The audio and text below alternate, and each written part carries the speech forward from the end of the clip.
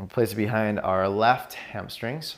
And with it behind your left hamstrings, you're gonna bring your foot up into Vrikshasana tree pose. And at first, once you place your foot there, it's very easy to squeeze the socks or the ball because the friction of the foot on the leg allows you to do that. So what we're gonna do though is try to start getting lighter on the left foot. So a couple things. Hike your left hip up a little bit and start pulling your left heel towards your groin and see if you can think about the very idea of lifting this foot off of your inner thigh without dropping the ball. Okay, so, just kind of get lighter and lighter in the left foot so you're not using so much friction, and keep squeezing the ball, and then eventually bring your foot off, but squeeze, squeeze, squeeze as if you're trying to bring your heel to your inner groin while squeezing the little ball. Pull the heel towards your inner thigh here and squeeze with your left outer heel. Okay, and then release.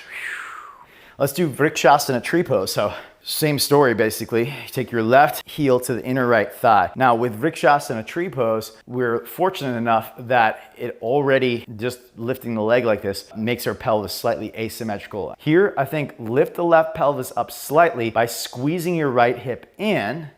You see that? My right pelvis in is going to lift this left hip. As a result, I'm either gonna, balance the pose on an angle with my torso like this so my spine is straight, which is one way that I teach it, or you can side bend your way back up, almost like you're gonna do reverse warrior. So you side bend your way up to center, which is what we'll do now. So just make sure your right hip isn't sagging out to the side like this. Squeeze it in, and that will get your outer hip muscles engaged. So what gets these outer hips engaged is the squeezing of the pelvis to the left side. And then the rest of the body has to go upright. You can see my skull is essentially over my right heel.